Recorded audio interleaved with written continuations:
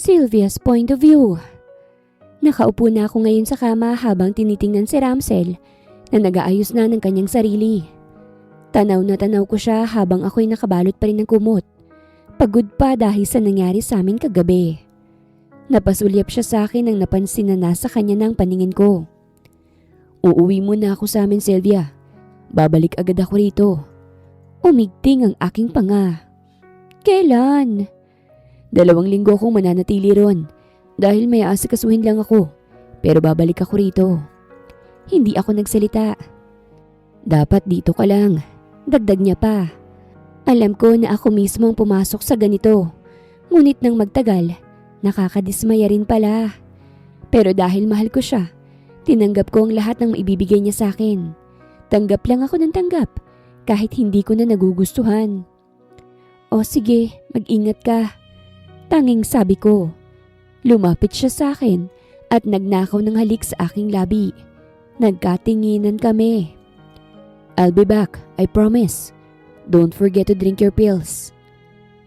Para akong nabunutan ng tinik sa sinabi niya, ngunit tumango pa rin ako. Pag alis ni Ramsel, naibagsak ko na lang ang balikat ko. Ramdam ko na parang may pumipiga sa puso ko. Sikip na kasi ito. Hindi ko boyfriend si Ramsel. Fubu ang meron kami. At 3 taon nang nakalipas mula nang magkaroon kami ng ganitong arrangement.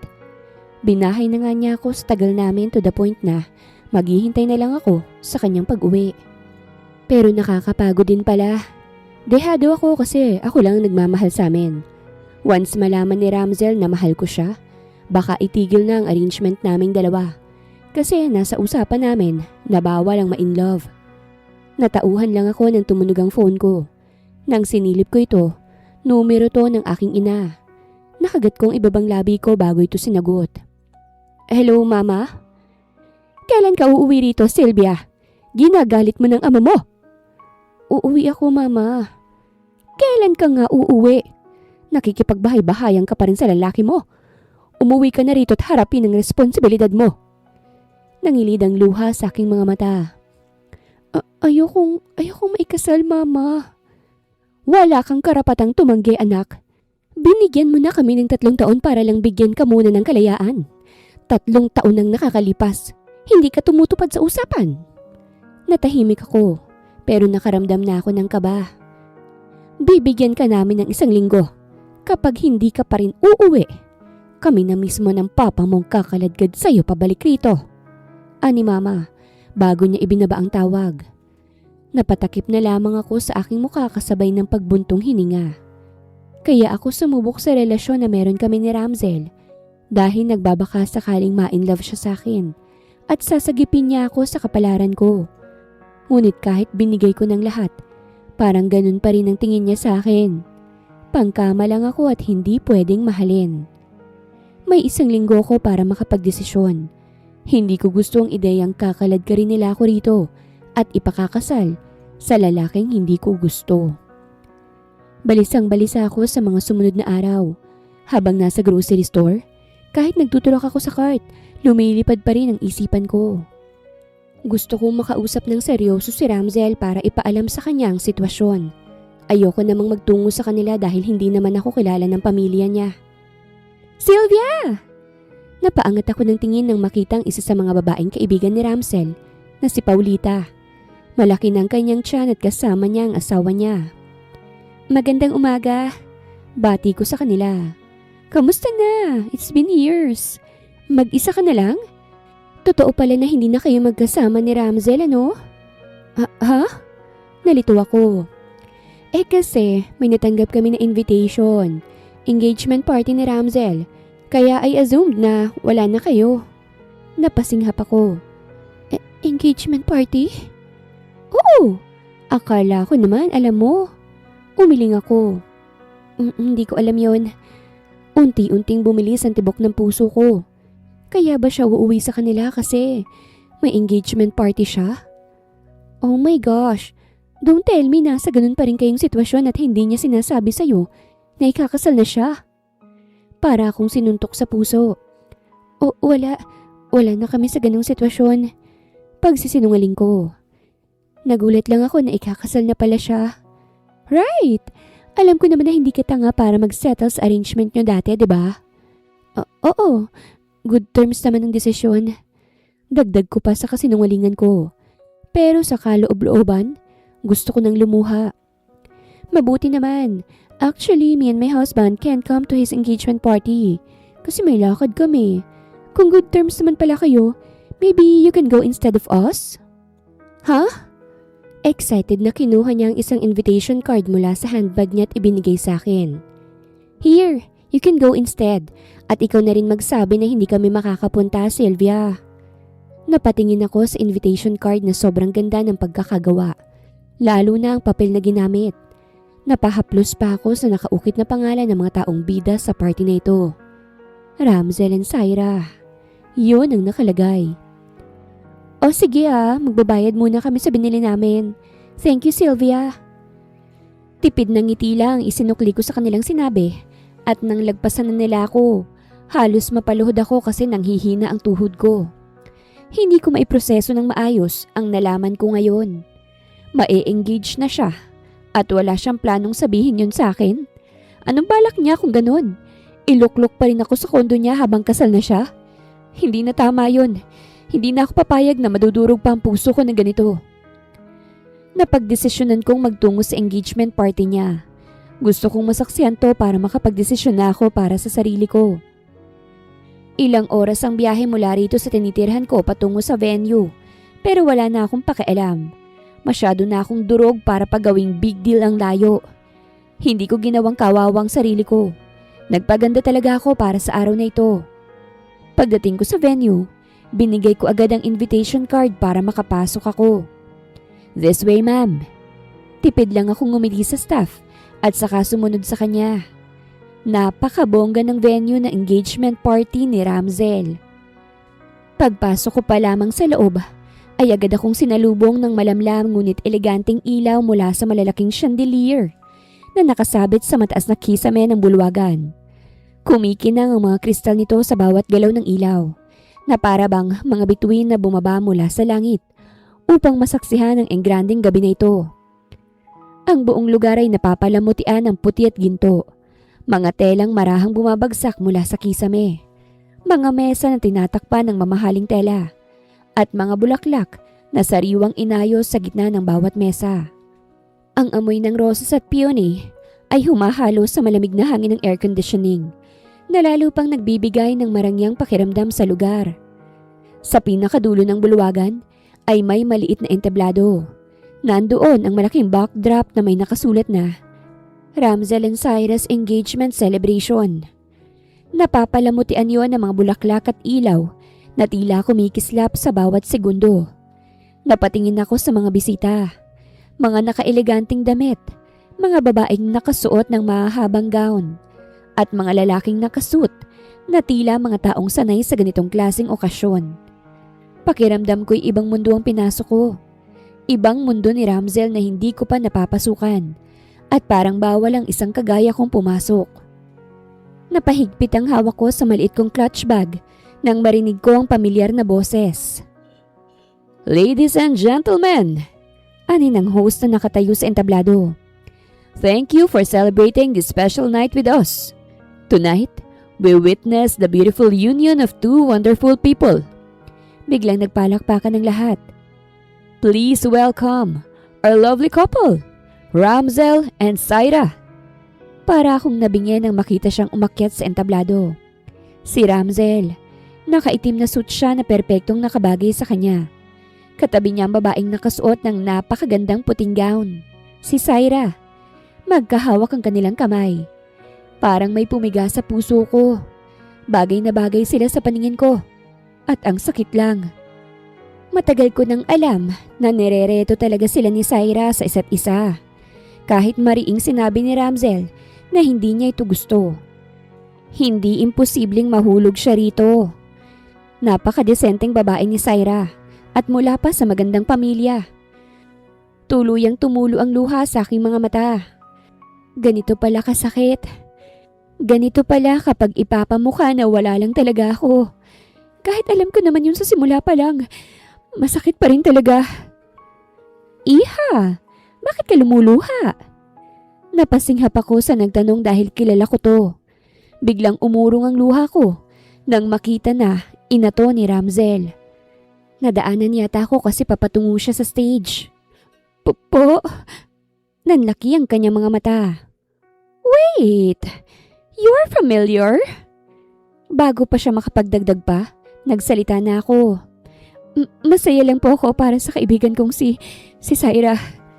Yun ang palusot ko, kahit hindi ko naman kaibigan, ang fiancé ni Ramzel. Agad akong napatingin sa entablado para panoorin sila. Ngunit natigilan lang ako nang makita ko ni Ramzel. Mariin ang kanyang tingin sa akin na para bang hindi niya nagustuhan na nandito ako. Hindi na rin siya nakahawak sa kamay ni Syra. Parang hinihigop ang paghinga ko sa kanyang titig na nagpaatras sa akin. Aalis na po ako. Ani ko agad sa ginang na nakaharap at kinuhang bag ko. Pagdating sa amin, malamig na tingin ang ibinigay ni Papa sa akin. Ramdam ko ang galit niya nang tiningnan niya ako mula ulo hanggang paa. Hindi ko siya masisisi. Alam kong naging sakit ako sa ulo niya. Mabuti naman at natauhan ka na. Siguro naman hindi ka natatanggi pa sa tadhanang nakalaan sa'yo, Sylvia. Tama ng laro sa mga lalaki at magseryoso ka na. Kailangan ka ng negosyo namin ng mama mo. Ani Papa sa akin. Hindi ako nagsalita kahit nagpatuloy siya. Sa susunod na linggo, pupunta si Donald dito para makita ka. Sa araw din na yon, pag-uusapan ng negosasyon at ang petsa ng kasal. Matagal ka nang hinihintay ni Donald. Tama na ang 3 taon, Sylvia. Tinanggap kong lahat ng yun kasi nasaktan ako. Mas mabuti na rin to. Kung ikakasal si Ramzel, dapat ako rin para makalimutan ko na siya. Kung tuso siya, ganun din ako. Hindi na ako nagulat nang tumawag siya sa akin sa gabing yun. 30 missed calls ang meron bago ko nasagot. Hindi ako nagsalita. Nasaan ka? Bungad ni Ramzel. Sylvia. Umuwi na. Malamig kong sagot. Anong umuwi na? Wala ka sa kondo ah. Mariin niyang sambit. Umuwi na ako sa amin. Paglaro ko sa kanya. Nakita mo naman siguro ako, 'di ba? Dahil ikakasal ka na, tinitigil ko na rin ang meron sa ating dalawa. Hindi ako papayag na itago mo ako sa kondo mo bilang parausan mo habang may asawa ka na. I won't marry. Huwag mo na akong tawagan ulit. Sapat na siguro yung 3 taon kong serbisyo sa'yo. Sylvia! Napasaya rin naman siguro kita. Kahit papano, nagustuhan ko rin ang performance mo kaya... Shut the heck up! This is not... I'm just your fuck buddy, Ramzel. Hindi ko yun nakakalimutan. Kaya tapos na yun. Congratulations ha. Sana masaya ka sa married life mo. At ibinaba ko ng tawag pagkatapos.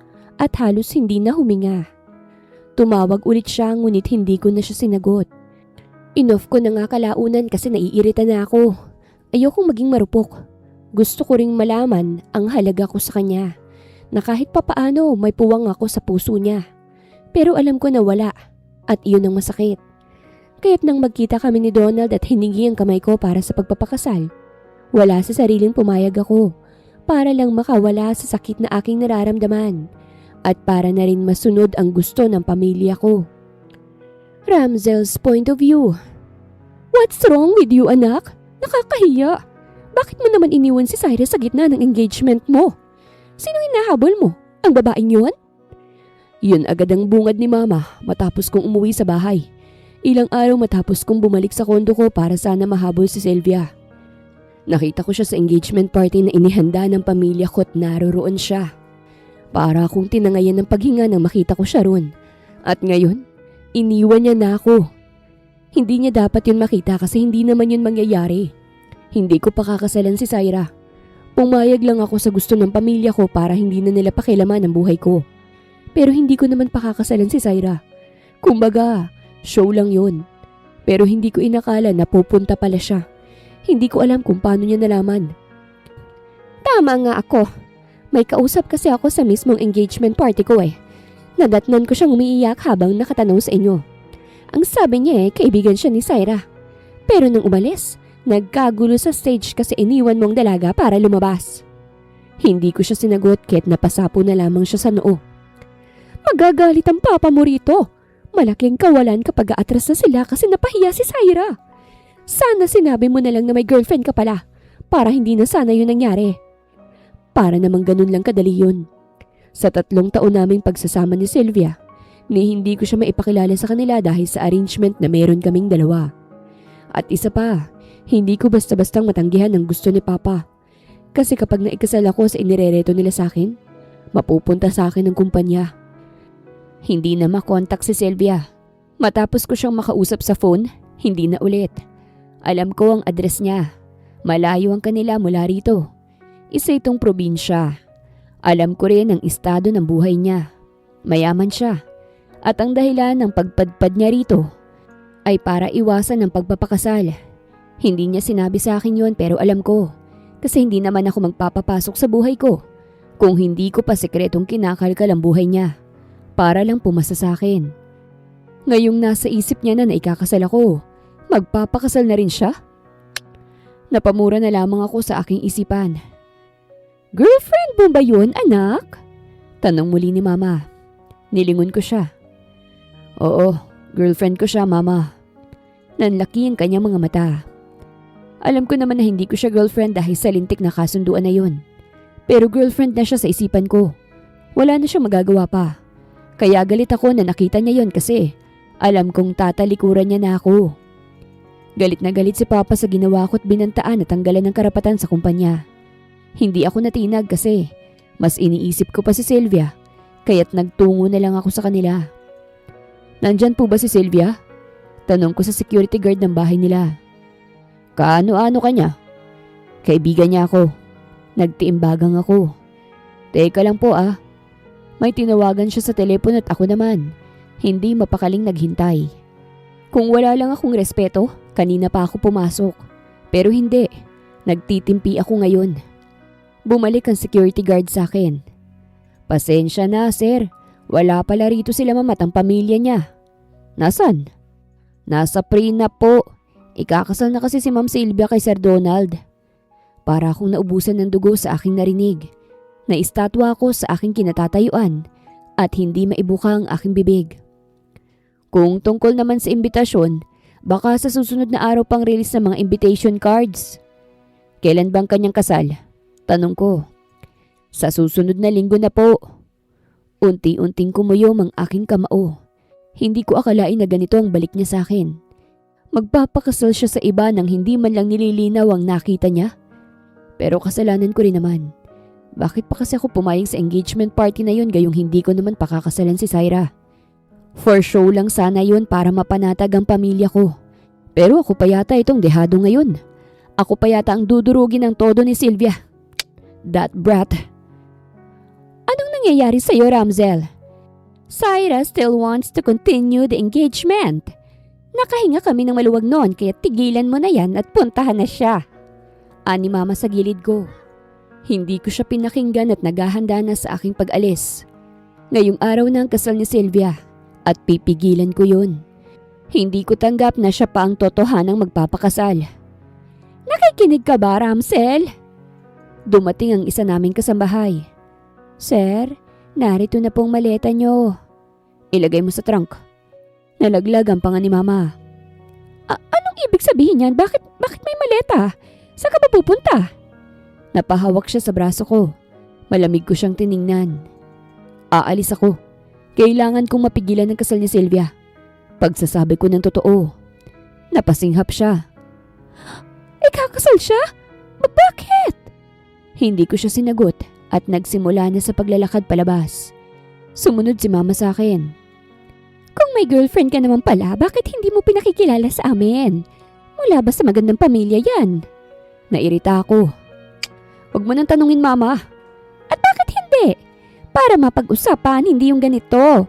Ano, tatalikuran mo kami para sa babaeng yan? May dala ka pang maleta. Binuksan ko ng sasakyan sa labas at nilingon si Mama na naiiyak na. Ayokong makasal si Sylvia. Gusto kong maayos ang misunderstanding na ito, Mama. Hindi ko sasayangin ang 3 taong pagsasama namin. Anak! Raya, hayaan mo siya. Parehas kaming napatingin kay Papa na nasa 2nd floor terrace ng bahay namin. Malamig siyang nakatingin sa akin. Umigting ang aking panga at tuluyan ang pumasok sa loob ng sasakyan. Mahigpit kong hinawakan ng manibela habang mabilis na umaandar ang sasakyan ko palabas ng gate. Rinig ko pang mahinang pagtawag ni mama sa likuran ko. Pero hindi na ako lumingon. Iisa lang nasa isip ko ngayon, si Sylvia. Hindi pwedeng mangyari ang kasal na yon. Pinindot ko ang accelerator at lalo pang bumilis ang takbo ng sasakyan. Sunod-sunod na naglalaho ang mga bahay at puno sa gilid ng kalsada, habang tinatahak ko ang highway papunta sa venue ng kasal. Paminsan-minsan ay napapatingin ako sa relo sa dashboard. Late na ako. Napamura ako ng mahina habang hinahabol ng tingin ang mahabang kalsada sa unahan ko. Damn it. Mas sinigpitan ko ang hawak sa manibela. Hindi ko pwedeng hayaang matapos ang seremonya nang wala ako. Kung mas bibilisan ko pang takbo, baka maabutan ko pa sila bago magsimula ang kasal. Napalingon ako sandali sa side mirror nang may sasakyang mabilis na sumusunod sa likuran ko. Ilang segundo lang yun ngunit ibinalik ko ang tingin ko sa kalsada. Napansin kong may paparating na malaking truck mula sa kabilang lane. Masyado itong mabilis. Malakas itong bumusina. Napakunot ang noo ko at bahagyang kinabig ang manibela para magbigay ng espasyo. Ngunit sa mismong sandaling yun ay may isang sedan na biglang sumulpot mula sa kanan. Galing sa isang intersection na hindi ko agad napansin. Nanlaki ang mga mata ko. Shit! Mabilis kong inapakan ng preno ngunit huli na ang lahat. Sumalpok ang harapang bahagi ng sasakyan ko sa tagiliran ng sedan na kapapasok lang sa kalsada. Malakas ang tunog ng nagbangga ang bakal at agad akong napasubsob sa manibela dahil sa lakas ng impact. Hindi doon natapos yun. Dahil sa bilis ng takbo ko, naitulak ng sasakyan ko ang sedan habang parehong nag-iingay ang mga gulong na kumakaskas sa kalsada. Nawalan ako ng kontrol sa manibela. Bigla ko itong kinabig pakaliwa. Ramdam ko ang pag-angat ng isang bahagi ng sasakyan ko bago ito nagsimulang umikot sa gitna ng kalsada. Tumama ang likuran ng sasakyan ko sa konkretong barrier sa gilid ng kalsada. Dahil sa lakas ng bangga, marahas na umusad pasulong ang katawan ko at tumama ang noo ko sa manibela. Napasinghap ako. Biglang umalingaw-ngaw sa loob ng sasakyan ang tunog ng nababasag na salamin. May ilang piraso ng bubog na tumalsik sa harapan ko. Unti-unting huminto ang pag-ikot ng sasakyan hanggang sa tuluyan itong tumigil sa gitna ng kalsada. Tahimik. Tanging ang mahinang usok mula sa harap ng sasakyan at ang mabigat kong paghingang naririnig ko. Nanginginig ang mga kamay ko sa manibela. May mainit na likid ang dumadaloy mula sa gilid ng noo ko pababa sa aking pisngi. Malabo na ang paningin ko. Sinubukan kong igalaw ang katawan ko ngunit parang mabigat ang lahat. Sa gitna ng pagkahilo, isang mukha lang ang malinaw na pumapasok sa isip ko. Si Sylvia. Fuck, baka maikasal na siya sa iba. Sylvia. Mahina akong nabigkas ang pangalan niya. Hindi ko man lang siya naabutan. Unti-unting bumigat ang aking mga talukap hanggang sa tuluyan ng lumamon ang kadiliman sa aking paningin. Sylvia's point of view. Sobrang bigat ng aking dibdib ngayong nasa harapan na ako ng altar. Habang nagsaseremonya ang pare, lumilipad ang isipan ko. Ako ang nagdala sa sariling sitwasyon ko rito pero umaasa ako. Umaasa ako na kahit papano, may halaga ako sa puso ni Ramsel para puntahan ako rito at tigilan ng kasal ko. Pero talagang ako lang ang nagmahal sa aming dalawa. Ako lang. Napayuko ako para tigilan ng luhang nagbabadyang tumulo. Unti-unting natapos ang seremonya ng pari at muling bumalot ang katahimikan sa buong simbahan. Donald, tinatanggap mo ba si Sylvia bilang iyong magiging kabiyak sa hirap at ginhawa, sa sakit at kalusugan, hanggang sa kayo'y paghiwalayin ng kamatayan? Halos hindi ako humihinga sa tanong ng pare. Nakatingin lang sa akin ng lalaki. Alam niya naman na ayaw kong ikasal pero wala akong magagawa. Obligasyon ko ito bilang nag-iisang anak ng mga magulang ko. Humigpit ang hawak niya sa aking kamay. Opo, tinatanggap ko. Parang may kung anong kumirot sa dibdib ko. Wala na talaga. Napatingin sa akin ng pare. Sylvia, tinatanggap mo ba si Donald bilang iyong magiging asawa? Mamahalin mo ba siya at igagalang sa hirap man o ginhawa? Hanggang sa huli ninyong buhay? Napatingin muli ako sa pintuan ng simbahan. Napalunok ako. Wala na talaga. Ayos lang siguro sa kanya na ikakasal na ako kasi hindi man lang siya pumunta rito. Mahina akong napahinga bago ko itinaas ang tingin ko sa pare. Opo, tinatanggap ko po. Naramdaman kong tila may tuluyang bumagsak sa loob ng dibdib ko matapos kong sabihin yon. Sa kapangyarihang ipinagkaloob sa akin, dinedeklara ko kayong mag-asawa. You may now kiss the bride. Namutla ako nang iangat ni Donald ang aking mukha. Napakabuti ng lalaking to. Gwapo rin at responsable. Pero kahit na anong ikinabait at ikinagwapo niya, hindi talaga naaapektuhan ang puso ko. Ibang hinahanap at wala siya rito sa harapan ko. Nagkatinginan kami ni Donald. Kahit hindi ko sabihin, alam niya. Hindi siya manhead. Alam kong mahirap din to sa kanya. Ayaw din naman siguro niyang ikasal sa babaeng halos lumuluha na. Pero pareho kaming walang magagawa. Pumikit ako nang inilapit niya ang kanyang sarili sa akin. Akala ko hahalikan niya ako sa labi. Pero napasinghap ako't na imulat ang aking mga mata nang dumapo ang kanyang labi sa gilid lamang ng labi ko. Lito ko siyang tiningnan. I'm sorry. Bulong niya. Doon tuluyang lumabo ang aking paningin dahil sa luha na namumuo. Tipid niya akong initian at pinalis ang luha sa aking mga mata. Nagulat ako sa kanyang ginawa. Huwag ka nang umiyak. Alam kong ayaw mo sa kasal na ito pero pwede naman nating subukan, di ba? Pangako, hindi kita pababayaan. At tuluyan na kaming humarap sa mga bisita sa simbahan bilang bagong kasal. Hindi na ako nakibalita matapos kong maitali kay Donald. Isang araw lang matapos ang kasal, lumipad agad kami sa ibang bansa para doon ipagdiwang ang pagiging newlyweds namin. Pero ang totoo, magkaiba kami ng kwarto at para lang kaming magkaibigan. Hindi ko inaasahan to sa kanya. Akala ko magiging miserable ang buhay ko sa kanya pero hindi. At ang isang revelasyon pa ang matapang na isiniwalat sa akin na nagpayanig ng aking mundo. Bakla ako, Sylvia. Nalaglag ang aking panga. Ha? Kaya wala kang dapat ikabahala sa akin kasi hindi ako nagkakagusto sa babae. Hindi ako nakapagsalita. Umagang-umaga at nasa gitna kami ng aming agahan nang isiniwalat niya yun sa akin. Isang linggo pa lamang kami rito sa Canada at hindi na ako nakibalita sa Pilipinas. Maski sa pamilya ko, hindi na. Wala na rin naman silang pakialam sa akin. Ang mahalaga sa kanila, ang maisalba't mapalago ang kumpanya. Kaya ngayong naikasal na ako, wala na ako sa kanila. Don't worry, maghintay lang tayo ng ilang taon at maghihiwalay na tayo. Wala na rin namang saysay whether a relationship will last long or fail.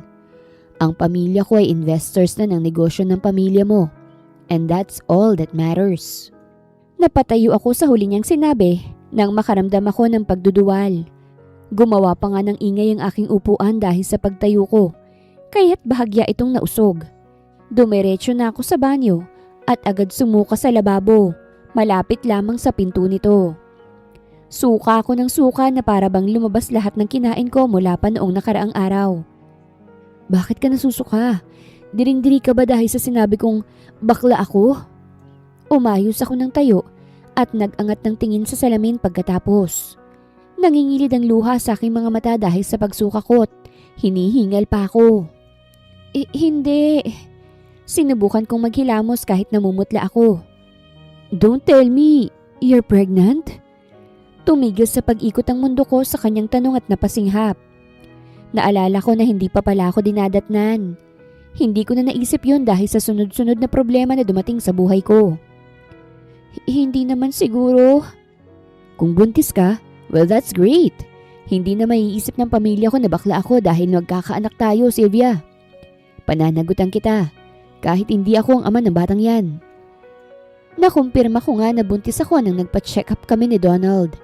Sobra akong natuliro sa kumpirmasyon na yon dahil nagbunga rin ang mga nangyari sa amin ni Ramzel.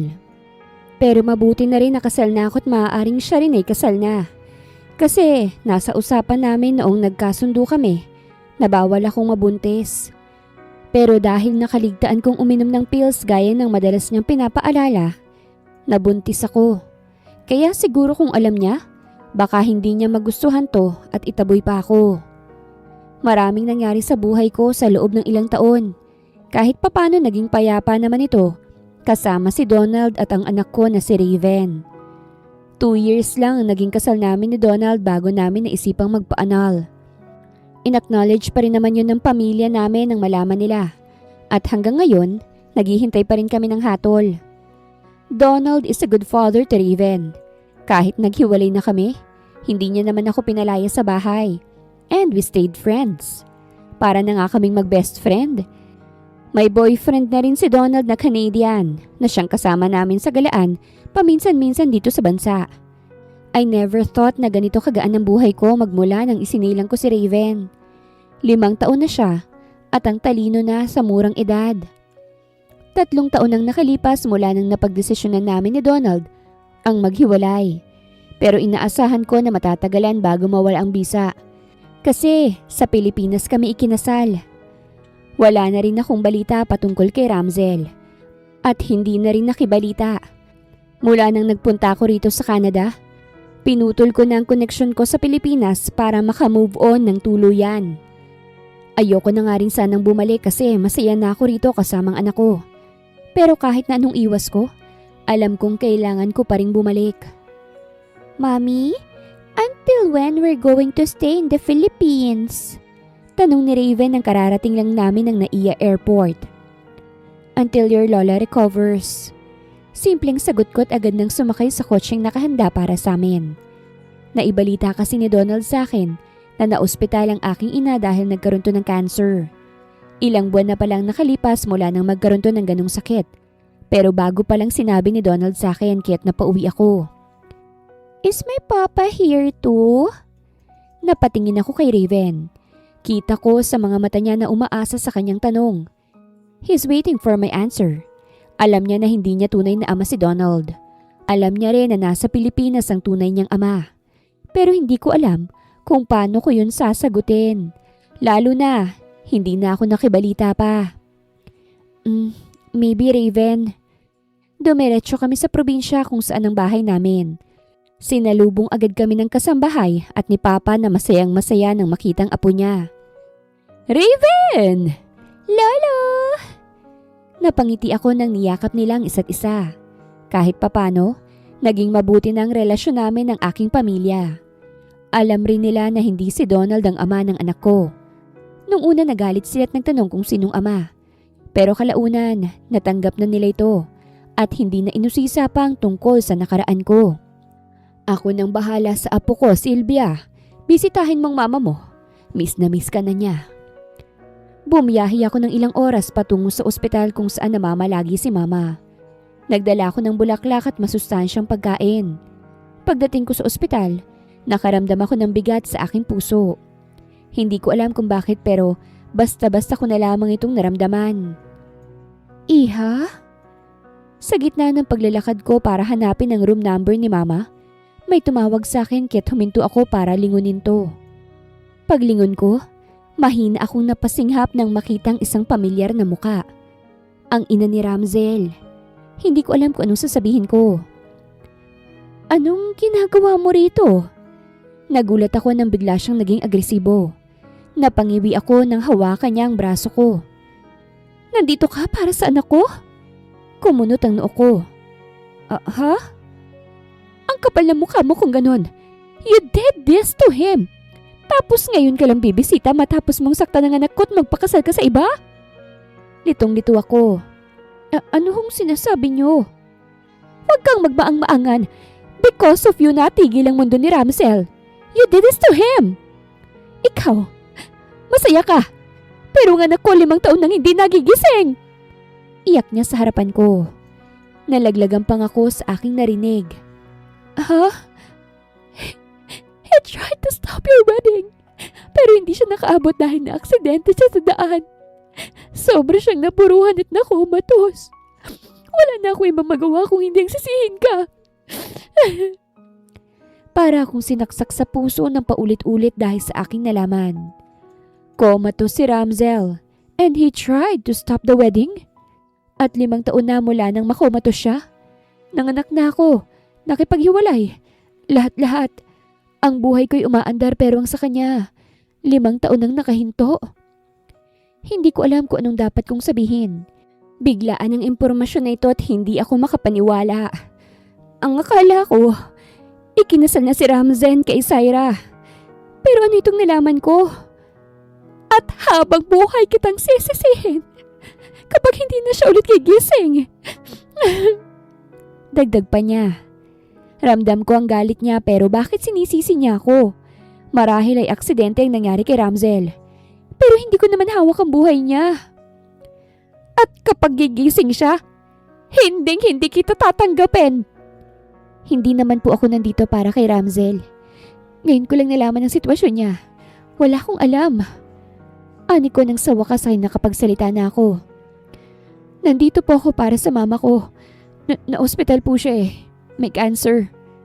Namilog ang mga mata niya. Parang biglang nahiya sa mga pinagsasabi niya sa akin. At kasal na ako. May anak na rin. Kaya't imposible po yung sinasabi niyo. Anikot na palunok. May anak ka na? Tumango ako. Opo. Kaya't huwag ka pong mag-alala. Hindi po mangyayari ang nasa isip mo. Libre niyo po akong sisihin sa lahat. Kahit murahin niyo nga ako ng todo eh. Ayos lang po. Hindi ko naman ginustong nangyari kay Ramzel. At ipinagdarasal ko na magising na siya. Para makasama niya na ulit ang anak ninyo. Excuse me po. Nang hindi ko na makayanan, tumalikod na ako sa kanya na nagbabadya ng luha. Wala akong alam. Ang akala ko masaya na si Ramzel. May asawa na siya. Baka nga may anak pa. Hindi ako nakibalita kahit wala akong alam. Dumiretso ko sa kwarto ni mama kahit sobrang bigat ng nararamdaman ko. Dala kong konsensya kahit hindi naman dapat. Akala ko hindi pipigilan ni Ramzel ang kasal ko. Pero balak niya pala. Pero hindi lang nagawa kasi na-aksidente siya. Anak. Natauhan ako nang magsalita si mama. Agad akong lumapit sa kanya para halikan siya sa pisngi. Kamusta ka na? Umuwi ka. Masaya niyang sabi. Opo, pero hindi kami magtatagal ni Raven dito. Ani ko kahit ang sabi ko sa anak ko, nasa na lang kami uuwi kapag maaayos na ang lola niya. Sa nalaman ko ngayon, parang hindi ko kayang magtagal. Baka mabaliw na nga ako rito eh. Kaya't mas mabuti sigurong saglit na lang kami. Alam kong may tampo ka pa rin sa amin, anak. Ikinasal ka sa taong hindi mo naman gusto. Obligasyon ko yan, mama. Pagputol ko sa kanya. Dahil ayoko nang marinig ang mga pagsisisi sa kanila ni Papa sa naging desisyon nila. Huwag na po nating isipin pang nakaraan. 1 oras lang ako sa kwarto ni Mama at lumabas na nang bumalik ang nagbabantay sa kanya. Durog na durog ang puso ko. Kung totoo man ang lahat ng to, sana magising na siya at magpatuloy sa buhay na meron siya.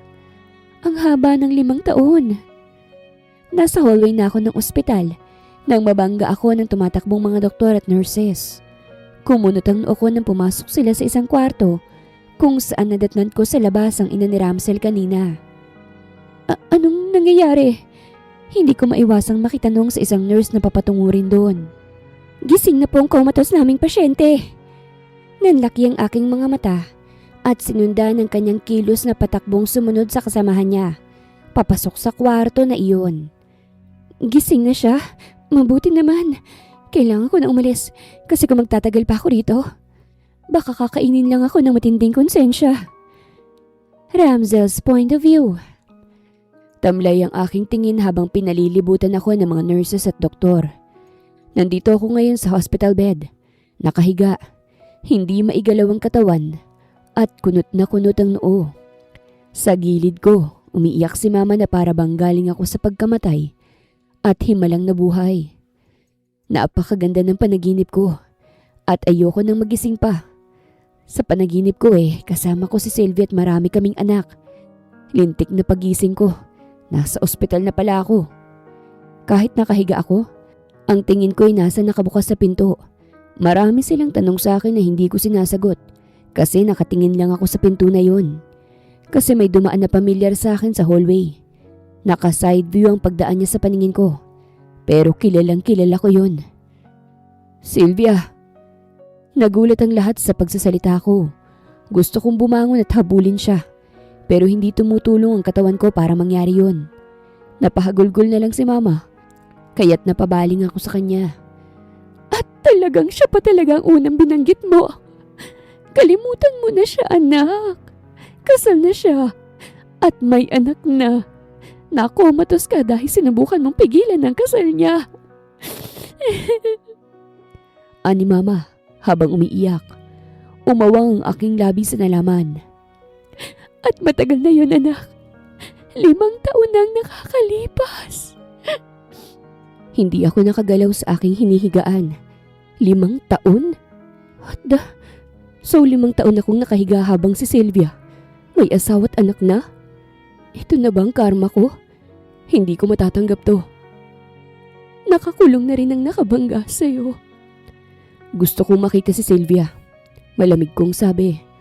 Ha? Bakit mo gagawin yun, anak? Magpapagaling ka at may asawa na siya. Wala akong pakialam. Sana natuluyan na lang pala ako kung ganito ang bubungad sa akin pagising ko. 5 taon? Ang tagal nun. Nagpatuloy ang paggaling ko sa ospital. May therapist ako para makalakad ako ulit. Kailangan kong gawin to para makita ko si Sylvia. Nalaman ko mula kay mama na kauuwi lang ng Pilipinas kasamang anak para bisitahin ang ina nitong lumalaban sa sakit na kanser. Pareho kami ng ospital kaya't nakausap ni mama. Ayon sa kanya, ngayon lang nalaman ni Sylvia ang tungkol sa pagkakomatos ko. At iginit niya rin sa akin na hindi na dapat akong naghahabol dahil kasal na yun. Paki ko ba kung kasal na siya? Gusto ko lang siyang silipin kaya't nagsusumikap ako rito. Wala na akong panahon para magalit pa sa kanya. Kasi ako naman ang may kasalanan kung bakit siya nagpakasal. Kahit luluhod ako sa harapan niya, mapatawad niya lang ako. At kahit maging kabit niya, tatanggapin ko. Nababaliw na yata ako. Mahigit 1 buwan din bago ako tuluyang naging maayos. At tuluyan ang nakalabas ng ospital. Masayang-masayang pamilya ko. Lalo na si Papa na tumanda na ang muka. Welcome back, anak. Hindi lang si Papang naroroon sa bahay para salubungin ako. Pati na rin ang ibang kaanak ko at si Syra. Natigilan ako nang makita siya. Ngumiti siya sa akin. Anong ibig sabihin nito? Napatingin ako kay mama. Nataranta siya sa pagtingin. Syra's here because she's our friend. Kasal na siya, anak. At may anak na rin kaya't wala kang dapat ikabahala. Paliwanag agad ni mama. Napatingin muli ako kay Syra na ngumiti lang sa akin. Mabuti naman. Baka mabulabog na naman ang diskarte ko kay Sylvia. Ayoko nang magkamali. 5 taon akong hindi nagising kaya't panigurado kung pagbibigyan na ako ng pamilya ko ngayon. Gusto kong magtrabaho. Ani ko agad. Ngumiti si mama. Your father will now step down from his position. Ngayong gising ka na. Ikaw na ang papalit sa kanya, anak. Umangat ang sulok ng labi ko. Good. May magandang resulta rin naman palang pagkatulog ko ng 5 taon. Napakadali lamang sa akin na makuhang lahat ng walang tinatapakang tao. Humanda ka, Sylvia. Guguluhin ko yung buhay mo at wala kang magagawa kung hindi gumapang pabalik sa akin. Sylvia's point of view. Hindi pa rin pala talaga ako uuwi. Mukhang matatagalan pa ako sa Pilipinas dahil ako inatasan ni Papa na palitan si Mama sa kanyang posisyon habang lumalaban siya sa kanyang sakit. Dinala ko si Raven sa kumpanya at lahat ng empleyadong nadadaanan namin nakukyutan sa kanya. Masaya namang kumakaway ang anak ko na para bang tatakbo siyang kandidato sa eleksyon. Dito po ang opisina ng iyong ina, Miss Sylvia. Ani ng babaeng sekretarya ni Mama nang buksan niya ang pinto. Salamat. Pagpasok ko sa loob, napatingin ako sa paligid. Malawak ang opisina niya. Nataranta nga ako nang naunang tumakbo ang aking anak. Raven, careful! Hindi naman ako mangmang sa ganito. Habang nasa Canada ako, nag-aaral ako ng business kaya't kaya ko ito. Kauupo ko pa lang sa swivel chair habang ang anak ko ay nanood agad ng cartoon sa malaking TV screen. Nang pumasok ang sekretary ko na may dalang malaking bouquet ng bulaklak. Rosas to na kulay pula at kulay itim naman ang nakapulupot dito na papel. Ma'am, May nagpapadala po para sa inyo. Umawang ang aking labi at hinayaang ilapag ito sa desk ko. Kanino galing? Binasa ng babae ang note. From Ramzel po ang nakalagay, ma'am. Napasinghap ako't hindi agad nakagalaw sa aking kinaupuan. Ha? Ramzel? Iniwan na ako ng sekretarya ko habang ako'y nakatitig pa rin sa bulaklak na galing kay Ramzel. Unti-unting bumilis ang tibok ng puso ko. Nangilid ang luha sa aking mga mata. Bakit niya ako pinadalhan ng bulaklak? Isang buwan mahigit na mula nang magising siya. Dapat nga galit siya sa akin pero ano to? Anong ibig sabihin nito? Kinuha ko ang bulaklak at naghanap ng card. Baka sakaling may numerong nakalagay pero wala. Hindi lang isang beses akong nakatanggap. Sa mga sumunod na araw, nakatanggap muli ako. Araw-araw na yun na kahit nagtatrabaho ako, nadidistract ako kasi naiisip ko lagi si Ramzel. Alam niyang may asawa ko kaya't bakit niya ito ginagawa. Hindi niya naman siguro alam na nagpaanal kami ni Donald, diba? Kasi kami lang naman ang nakakaalam. Nang hindi ko na nakayanan, tinawagan ko na siya gamit ang numero sa mga ipinadala niyang bulaklak. Halos hindi ako makahinga nang hintayin na sagutin niya ang tawag ko. Gusto kong tigilan niya na ito at baka magkagulo na naman. Gusto kong buuin niya ang buhay niya kasi 5 taon siyang pinagkaitan noon. Nang sinagot niya ang tawag, nabunutan ako ng tinik. Pero naglakas loob akong magsalita. Hello, is this Mr. Ramzel? Yeah. Nanindig ang aking balahibo nang marinig sa unang pagkakataon ang boses niya. Gusto kong maiyak pero pinigilan ko ang sarili ko. This is Sylvia at gusto kong tigilan mo na itong pagpapadala ng bulaklak mo sa opisina ko. Hindi mo ba nagustuhan ang mga bulaklak? No, hindi yan ang ibig kong sabihin. May asawa na ako, Ramzel. Please. So what kung may asawa ka na, Sylvia? Anong paki ko sa asawa mo? Guguluhin kita hanggang sa bumigay ka sa akin. Hindi pa ako nakakaahon sa'yo. At hindi na ako makakaahon kahit wala akong paki sa asawa mo. Guguluhin kita hanggat gusto ko kasi mahal kita. Napasinghap ako sa huling sinabi niya. Mahal niya ako? Lintik na pagmamahal to, Sylvia. Nakatulog na ako ng 5 taon kaya't hindi ko sasayangin to. Ibinaba ko ang tawag nang hindi ko makayanan. Hindi na nawawala ang mabilis na pagtibok ng puso ko. Halos manghina ako sa aking kinauupuan. Mommy, are you okay? Natauhan ako nang marinig ko ang aking anak na kamukhang kamukha ni Ramzel. Inosente siyang nakatingin sa akin habang kumakain sa kanyang paboritong strawberry flavored ice cream. I'm okay, Raven. Don't worry about mommy.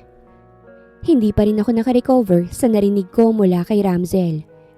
Mahal niya raw ako samantalang ako, iniisip na hindi niya ako mahal, na hanggang katawan lang talaga. Hindi nakinig si Ramzel sa gusto kong mangyari. Patuloy pa rin ang pag-deliver niya ng bulaklak. Ngunit may dagdag pa itong pagkain na pati ang anak ko na araw-araw na nakatambay sa opisina, nakakain na rin. Ma'am, magsisimula na po ang meeting.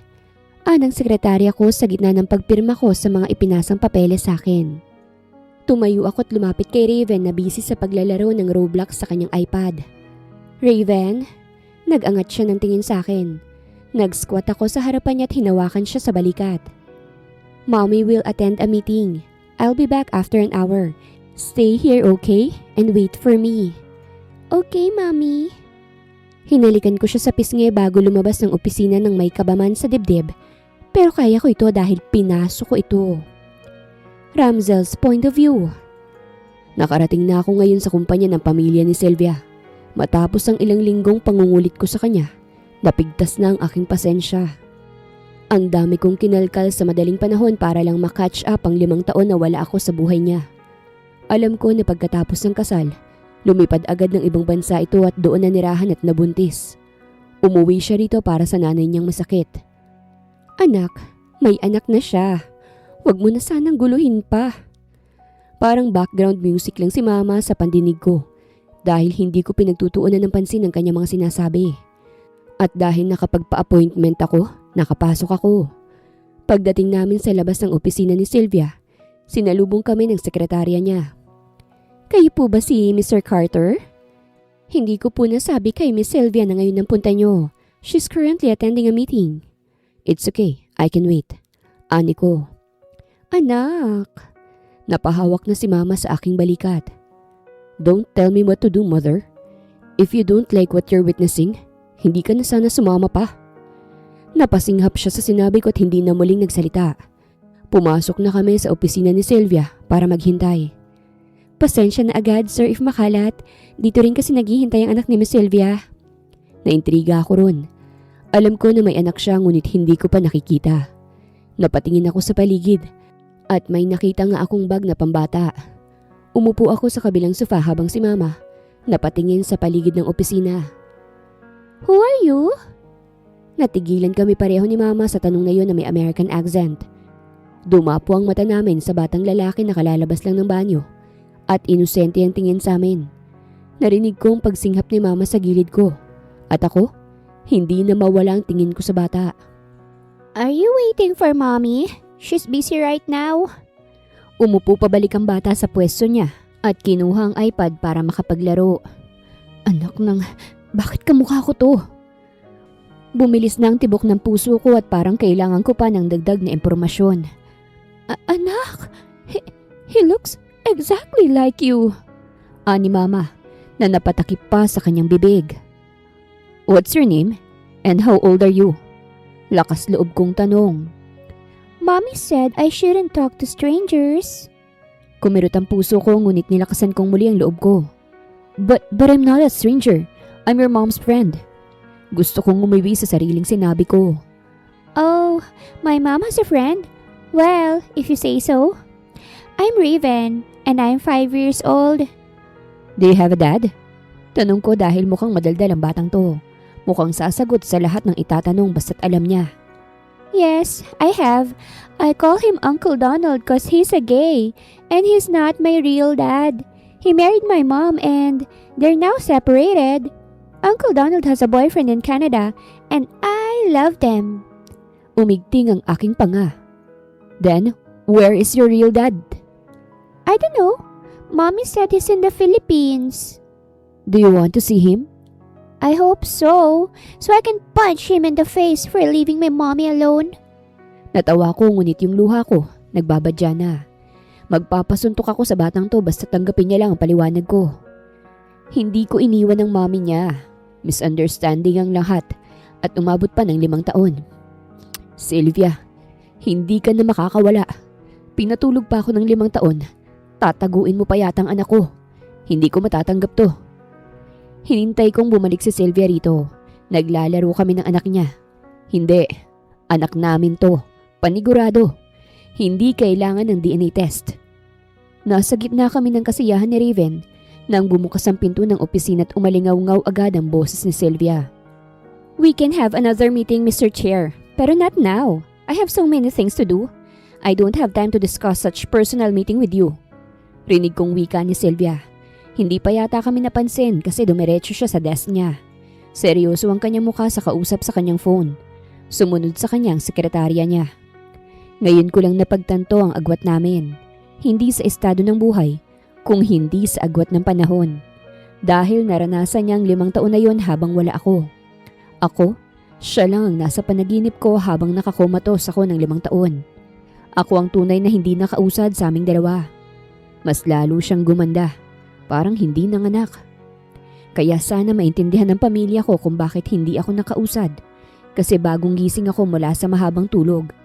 At ang huling realidad ko bago pinatay ang ilaw, hinahabol ko siya para pigilan ang kasal niya. I failed, but not now. Miss Sylvia, may bisita ka po. Siya po yung huling nagpa-appointment na hindi ko nasabi sa'yo. Oh really? I'm sorry, may meeting pa kasi ako. Natigil siya sa pagsasalita nang makita ko. Namilog ang kanyang mga mata at hindi makapagsalita. Nilagay ko sa bulsa ang kamay ko at umayos ng tayo. Sylvia. Ramsel. Nandito ako para bisitahin ka. Pero sinorpresa mo ako ngayong araw. May anak tayo, hindi ba? Nataranta siya dahil marami kami sa loob. Wala akong halos alam sa'yo sa loob ng 5 taon dahil nakatulog ako. Kasama ka sa panaginip ko. Ngayong gising na ako, gusto kong sabihin sa iyong nararamdaman ko ngayon mismo. Mahal kita at wala akong pakialam kahit may asawa ka pa. Huwag ka lang magsinungaling sa akin. Anak ko siya, hindi ba? Napatingin siya sa mama ko kaya't iritado kong binalingan si mama. Ma, lumabas ka muna. Hindi kami makakapag-usap ng maayos. Oo, sige. Nagmamadaling umalis si mama. Ganon din ang sekretarya niya. Nang kami na lang, tuluyan ko nang sinarado ang distansya naming dalawa. Ramdam ko ang panginginig niya. Mahal kita at nandito ako para ipaliwanag sa iyong nakita mo noon. Tinulak niya ako palayo pero hinawakan ko ang kanyang kamay. Matagal na yun, Ramsel. Parang kahapon lang yun sa akin. Ang nakita mo hindi totoo yun. Wala naman akong balak na pakasalan si Zaira. Wala pa akong magawa kasi pinakialaman na nila ang buhay ko.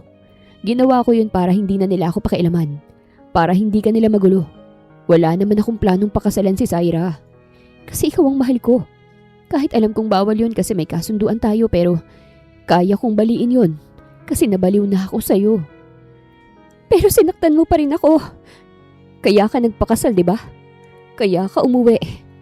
Hindi. Sinundo ako ni mama at wala na akong magawa. At saka masisisi mo ba ako? Ayokong maging kabit mo. Kaya tama lang na ikasal rin ako. Pero naghintay ako sa'yo na baka mahal mo rin ako at ayaw mo akong maikasal sa iba. Pero natapos na lang ang kasal hindi ka dumating. Kaya hindi na ako nakibalita pa sa'yo. Hindi ko naman alam na sinubukan mo pala na naaksidente ka at nakomatos. Pero it's all in the past now, Ramsel. You have to live your life. 5 taon ang nasayang mo. Pero hindi pa huling lahat. Tigilan mo na to dahil may asawa at anak na ako. Your son told me that you and your husband is separated now. And he is a gay. Napasinghap siya. Anak ko siya, hindi ba? Bago pa siya nakapagsalita, tumunog ang phone niya. Kahit mariin akong nakatingin sa kanya, sinagot niya pa rin ito at ni-loudspeak pa para makausap pa rin ako. Anak ko siya, Sylvia, right? Huwag na nating pahirapan pang isa't isa. Tumulo na ang luha sa kanyang mga mata. Ano ngayon kung anak mo siya? Kasalanan ko yun kaya't wala kang dapat akuin. Nakalimutan kong iminom ng pills kaya't nabuo. Responsibilidad ko yun kaya't wala kang pananagutan sa anak ko. Bumaba ang tingin niya sa phone niya. Donald, napatawag ka. Nakaramdam ako ng selos. Donald? Yan ang pangalan ng asawa niya, right? Narinig mo na bang balita? Napangiwi ako nang marinig ang matinis na boses ng asawa niya. Mukhang totoo nga ang sinasabi ng bata. Bakla nga. Ang alin, Donald? Sorry may kausap kasi ako Alam ko yun, pero hindi na ito makapaghihintay Natanggap ko ng balita mula sa Pilipinas na officially annulled na tayo, Sylvia. Pwede ko na pakasalan ng boyfriend ko at ikaw bumalik ka na sa daddy ni Raven. Humagikik pa ito sa kabilang linya. Nagkatinginan kami ni Sylvia. Kita ko ang paglunok niya at ako. Ligayang nararamdaman ko. You're annulled now. Mahal kita kaya't liligawan kita. Umiling siya. Lumuluha na. I love you. Please believe me. Alam kong pangit ang simula natin. You were my fubu. Pero minahal kita. Hindi ko lang maipakita kasi baka ayaw mo na. Mahalin kita. Nalalayo ka na sa akin. Lalapitan ko na sana siya kaso biglang humarang ang batang lalaki. Nagalit na nakatingala sa akin. Lumambot ang puso ko. Why are you making my mommy cry? You have no right. Galit niyang sabi. At bago pa man ako makapagsalita para depensahan ang sarili, bigla niyang sinuntok gamit ang kanyang maliit na kamao ang gitna ng pantalon ko. Napayuko ako sa ginawa niya at agad kinuha ni Sylvia si Raven na galit na ang muka. Aray ko! Hindi ka magkakaroon ng kapatid sa ginawa mo. Raven, that's bad. He's making you cry, Mommy. Who is he? I thought he's your friend. Kumirot ang puso ko. Gusto kong sabihin sa kanya na ako ang daddy niya. Pero ayoko namang pangunahan si Sylvia. Silang magkasama buong 5 taon. I'm just a stranger to him. He's not my friend, anak. He's your daddy. Mahina akong napasinghap dahil sa sinabi ni Sylvia. Sinabi niya na sa bata ang katotohanan at kita ko na natigilan to. And he didn't leave me, anak. I left him. Hindi niya alam na may anak siya na katulad mo. I'm sorry, anak. Halos lumuhod na si Sylvia para lang matahan ng anak na galit na ang muka. Then, he's daddy? Ani Raven sabay baling sa akin. Then we will stay here now, Mommy. Because daddy's here. I want a complete family. Parang pabor pa yata sa akin ang gusto ng anak ko. Mayabang kong tiningnan si Sylvia ngayon. See that? Gusto ng anak natin ng kumpletong pamilya. Kaya wala ka na magagawa. Akin na kayo.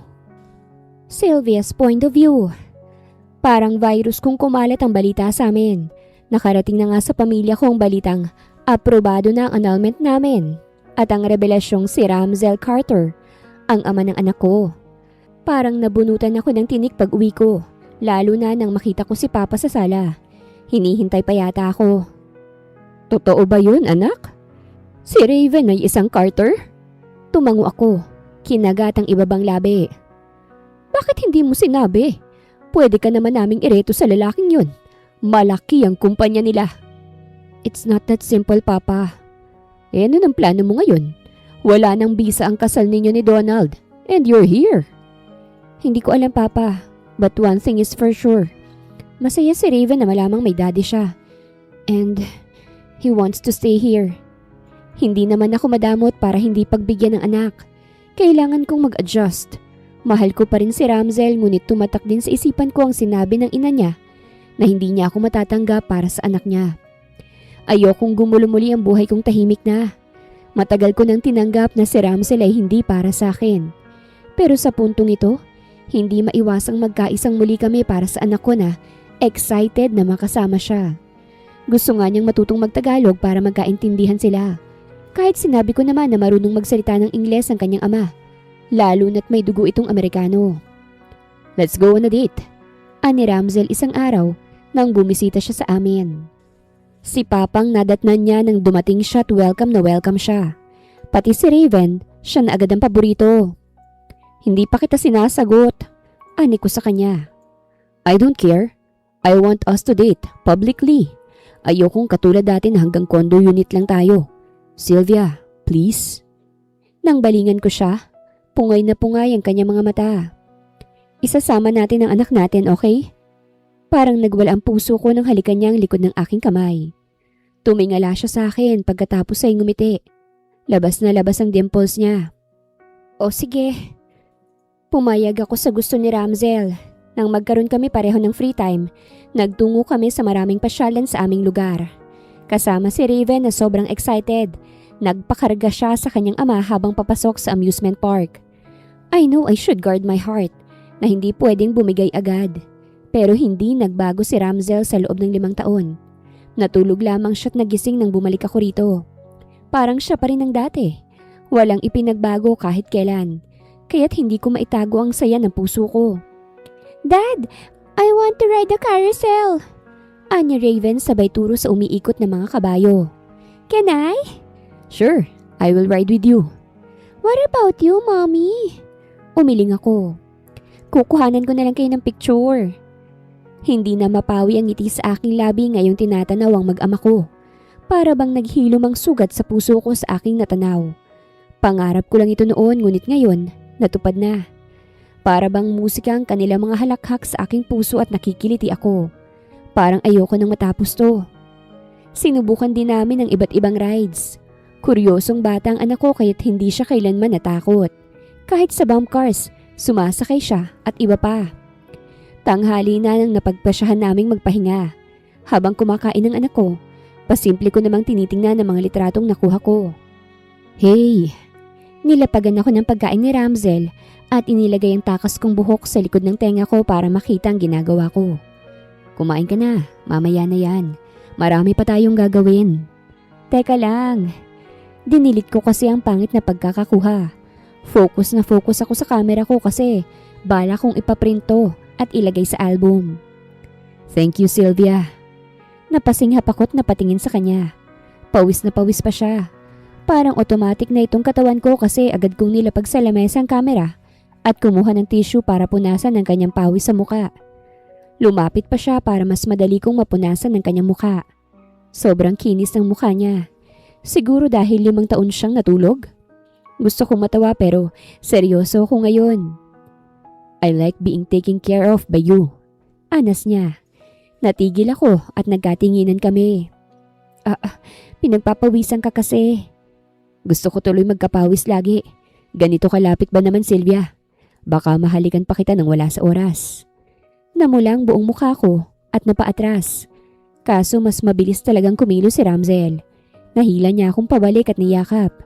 Nagwalang muli ang puso ko sa kanyang ginawa. Ramsel, I know. Alam kong nabigo kita. Hindi ko napigilan ng kasal mo pero babawi ako. Single ka na ulit. Gusto ko, ako naman ang pakakasalan mo. Para mapalitan ko yung apelido mo at ng anak natin. Nagpatuloy ang gala namin. Sinubukan din namin ang photo booth. Kaming tatlo. Ilang beses namin ginawa. Nagpunta rin kami sa Kids Paradise para sa anak ko. Nawala na nga sa isip ko ang nakaraan na meron kami ni Ramsel. Dahil ang tanging nasa isip ko ngayon, masaya ako. At sana, ganito na lang palagi. Daddy, you have to meet Uncle Donald. He's so kind. Biglang wika ni Raven sa gitna ng pagkain namin ng hapunan sa isang restaurant. Bahagya akong natarantat na patingin kay Ramsel na hindi man lang napawi ang ngiti. Kinabahan ako na baka magseselo siya o magagalit. Really? Yes, he also has a nice boyfriend. If we go back to Canada, come with us. Napasulyap si Ramsel sa amin. Yup, if your mom allows me to come. Magsasalita na sana ako kaso may biglang boses na umapaw. Nagbigay yun ng kaba sa aking puso. Ramsel! Napaangat ako ng tingin at nakita ko na ama't ina ito ni Ramsel, kasama ang ibang kaanak. Lumapit sila sa amin at hindi ko maiwasang mapalunok. Ma, pa, I didn't know you're here. Ani Ramsel. Yes, nagplan kami to have dinner here together with your aunts. Sinabi ko sa kanila na hindi ka makakasama kasi may importanteng lakad ka. Ngumiti si tita sabay baling sa akin. Bago pa kayo rito, iha? Yes po. Magde-date pa kayo ng anak ko, di ba? Maayos naman ang tono ng kanyang pananalita. Pero hindi ko alam kung anong pahiwatig niya sa tanong na yon. Sasagot na sana ako pero naunahan ako ni Ramsel. Yes mama, may date pa kami ni Sylvia. Napatingin ako kay Ramsel. Tumaas lang ang kilay niya sa akin. Well, that's great. Para mas masolo ninyo ang isa't isa. Pwede ba naming isamang apo ko sa lakad namin? Nagulat ako ron. Excited si Raven na makilala ang lolo't lola niya sa side ni Ramsel. Kaya't hindi ito tatanggi. Panigurado yan. Depende po kay Sylvia, mama. Ani Ramsel. Bumaling si tita. Is it okay, iha? Alam ko na naging masama ako sa'yo pero gusto kong bumawi. Alam ko ring naging sagabal din ako kahit papano sa relasyon ninyong dalawa. Wala akong gusto ngayon kung hindi ang kasiyahan ng anak ko.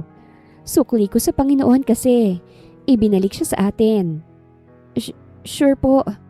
Tiningnan ko si Raven. Raven, your lolo and lola wants to be with you. Do you want to come with them? Yes! Agad tinapos ni Raven ang kanyang kinakain at nagtungo na sa kanyang lolo't lola. Bye, Mami! Napalunok ako nang tinanaw na paalis na ang aking anak kasamang pamilya ni Ramsel. Huwag kang mag-alala. Nasa mabuting kalagayan si Raven. Napatingin ako kay Ramsel. Hinawakan niya ang kamay ko. Let's have a date, Sylvia. Tayong dalawa lang. Gaya ng sabi ko, hindi ko na iniisip ang nakaraan dahil mas mabuti ang ngayon at ang kinabukasan. Pumayag akong makipag-date sa kanya sa gabing yon. Nanood kami ng sine, pagkatapos ay nagtungo sa cafe shop para maikwento ko sa kanya ang lahat ng nangyari sa buhay ko. Desisyon ko na buksan ang sarili ko sa kanya kasi gusto kong mapabuti ang kinabukasan ng anak ko. Bigyan to ng kumpletong pamilya at pagbigyan din ng aking sarili. Nang makalabas na si mama sa ospital para ipagpatuloy sa bahay namin ng gamutan, pinakilala ko sa kanya si Ramsel. Naging open na ang pamilya namin sa isa't isa. At namamangha ang aking anak kung gaano pala kalaki ang aming pamilya. Hindi kami lang. Masayang nag-uusap ang lahat sa loob ng bahay. Puno ng tawanan at kwentuhan ng sala habang sabay-sabay kaming kumakain. Hindi ko akalain na darating ang araw na ito. Ang makita ang pamilya ko at ang pamilya ni Ramsel na nagkakasundo at nagkakatuwaan na para bang matagal na kaming magkakakilala. Nasa kandungan ni Mama si Raven habang kinikwentuhan ito ng kung ano-ano. Sa kabilang banda naman ay nakikipagbiruan ang ama ni Ramsel sa mga kapatid ko. Para bang biglang lumaki ang mundong ginagalawan ko. Mommy, we're so many! Masayang sabi ni Raven habang paikot-ikot ang tingin niya sa lahat ng nandun. Napangiti ako kahit bahagyang nangilid ang luha sa aking mga mata. Yes, hindi na tayo nag-iisa. Habang abala ang lahat sa pagkain at kwentuhan, bigla kong napansin si Ramsel na tumayo mula sa kanyang upuan. Akala ko may kukunin lamang siya sa kusina, ngunit sa halip ay lumapit siya sa gitna ng sala. Sandali lang, sabi niya, dahilan para mapalingon sa kanyang lahat. Napakunot ang noo ko nang makita siyang tumigil sa harapan ko. Bago ko pa maintindihan ang nangyayari, dahan-dahan siyang lumuhod sa aking harapan. Napasinghap ang mga naroroon. Ramsel! May inilabas siyang maliit na kahon mula sa bulsa ng kanyang pantalon. At dahan-dahang binuksan yon. Kumislap ang singsing sa ilalim ng ilaw. Sylvia, malumanay niyang sabi habang nakatitig sa akin ng kanyang mga mata. Alam kong mabilis para sa'yo. Pero sigurado na ako na ikaw ang gusto ko. Hindi ko man maibabalik ang mga panahong nasaktan kita. Pero ipinapangako ko na gugugulin ko ang natitirang buhay ko para patunayan kung gaano kitang kamahal at kung gaano kahalaga sa akin si Raven. Naramdaman kong pagtibok ng puso ko ng mas mabilis. Sylvia, muli niyang sabi. Will you marry me? Tahimik ang buong sala. Tanging ang paghikbi ko lamang ang maririnig. Napatingin ako sa paligid, sa aking ina, sa pamilya ni Ramsel, at sa aming anak na si Raven na nakangiti habang nakatitig sa amin. Sa wakas, tumango ako habang tumutulo ang aking mga luha. Yes, nanginginig kong sagot. Yes, Ramsel. Biglang napuno ng hiyawan at palakpakan ng buong bahay. Dahan-dahang isinuot ni Ramsel ang singsing sa aking daliri bago siya tumayo at mahigpit akong niyakap. Ramdam kong init ng kanyang yakap at sa pagkakataong yon, alam kong tama ang desisyon ko. Pagkatapos ng lahat ng pinagdaanan namin, sa wakas ay natagpuan din namin ang daan pabalik sa isa't isa. Makalipas ang 3 buwan, ginanap ang aming kasal sa isang maliit ngunit napakagandang simbahan. Habang nakangiti siya habang bahagyang namumula ang kanyang mga mata. Para bang sa sandaling yun ay bumalik sa akin ang lahat. Ang sakit, ang mga luha, at ang mga araw na akala ko hindi na kami magkakatagpong muli. Ngunit narito kami ngayon, magkasama. Do you, Ramsel, take Sylvia as your lawful wife? Tanong ng pare. I do. Buong tapang niyang sagot. Napangiti ako habang tumutulo ang luha sa aking pisngi. And do you, Sylvia, take Ramsel as your lawful husband? Huminga ako ng malalim bago tumingin sa lalaking minahal ko sa kabila ng lahat. I do. By the power vested in me, I now pronounce you husband and wife. You may now kiss the bride. Dahan-dahang lumapit si Ramsel at marahang hinalikan ng aking mga labi habang umaalingaw-ngaw ang palakpakan ng aming mga mahal sa buhay. Sa gilid ng simbahan ay nakita ko si Raven na masayang pumapalakpak. Sa wakas ay kumpleto na kami. Sa wakas, sa kanya na ako ikinasal. Hindi ko akalain na ang pusong minsang nasaktan ay natutong magmahal pa rin sa iisang lalaki. May takot pero nagsakripisyo ako para lang mangyari ang lahat ng ito. At sa pagkakataong ito, alam kong ito na ang panghabang buhay. Sa pangalawang pagkakataong ipinagkaloob sa akin ng Panginoon, napunta na ako sa tamang tao na para sa akin. Wakas!